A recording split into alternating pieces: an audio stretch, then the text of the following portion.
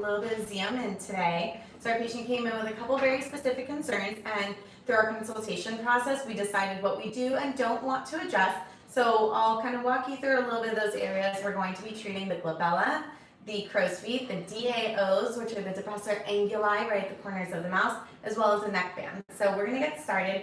We're going to start right up top in the center here. So we talk a little bit about what a patient wants when they come in for neurotoxin. So she would love a little bit of lift. So go ahead and frown. Perfect. So I can see where the muscles are here. She's the strongest into the center of the muscle, but it also extends towards the side. Go ahead and relax. Perfect. Little poke in the middle. So I'm just going to start off in the center of the brow and move outward. So what this is going to do is it's going to allow the muscles to relax and not collect here. And based on where we inject, we can actually get a lot of lifting in her brow. One of the areas that complements as well is when you target the crow's feet. It's going to essentially relax the contraction of the muscle that is circular around the eyes so that the brow is going to lift up from the lateral side. She's going to love that because it gives our brows a nice natural arch. It doesn't need to be overwhelming. Go ahead and frown again and relax. Perfect.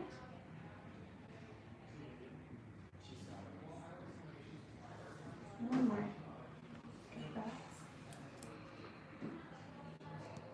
You're so gentle. You hardly feel it. Gentle pokes. Botox or Xeomin or Dysport, all of these neuromodulators are done with such a fine needle. They really shouldn't be uncomfortable. Okay, so now what I want to do is your depressor anguli, or can't talk today, your depressor anguli. So go ahead and frown down. That's kind of weird feeling. Do it again and relax. Do it again and relax. Good. Poke, poke.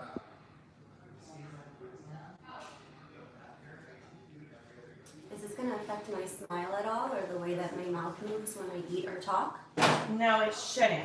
So go ahead and frown again and relax. Frown and relax. One more time. Perfect. Relax. So you know it's funny looking. We make our little fish face. What these muscles do is they pull down your muscle. They pull down the corners of your smile. So by preventing them or treating them early on, you're going to keep the nice corners of the mouth turned up. And an upturned smile is a very youthful smile. As we get older, volume starts to change, laxity sets in, and the weight of gravity pulls this down. So as long as we can treat it early on and prevent that pull down, it's going to be super youthful looking for the long run. So we like that a lot. Next, we're gonna move over to the crow's feet. Big smile and relax.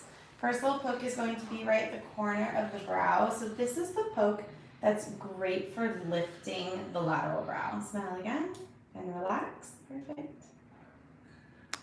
And are you using Botox or Xeomin? We're using Xeomin today.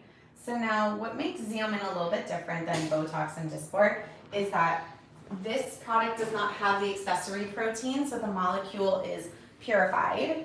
So a lot of people like to think of it as kind of a organic version of it because it doesn't have all those extra proteins associated. There's, different takes, and this is a very individualized type of treatment. Everybody is different. There's a lot of different opinions on how Xeomin works in comparison, if it lasts longer, if it doesn't last longer. It's definitely just a matter of personal preference at this point. I have a lot of patients who love Xeomin. So it's a great product, and a lot of people really enjoy it. So last little tiny bit here. Good. Okay, so now we're going to move down to the neck band. So this is something that a lot of women are concerned about, and there's two different concerns when it comes to the neck. There are the vertical neck bands, which are platysmal muscle, and you can relax on the Botox. Then there are the horizontal necklace lines, and this we're seeing at a much, much younger age. We call it tech neck. It's from looking down at our phones. It's from having the skin folds essentially form lines. So there are a couple ways to address it. You can do micro Botox for these horizontal lines, but it's not as proven as the vertical lines for platysmal bands. So with these, eventually, if we wanted to, we could dress them with a very, very superficial dermal filler. For now, these are not a concern for us. We're really good at doing maintenance and keeping them from developing, so microneedling, fractura, PRP, things that are going to slow the progression of these lines forming. For today, what's of concern are the vertical bands, so go ahead and say E for me, and so we can watch these pop out. Relax, do it one more time. So this one is actually interesting. Right now she's just smiling and this front band is what pops out. So she came in to me saying, I want to get rid of this band, but say it really loud. All of these other, perfect, all these other bands pop out and we want to adjust those too. So first things first, I have a few more units in this syringe. I'm going to pinch and inject this little one right here.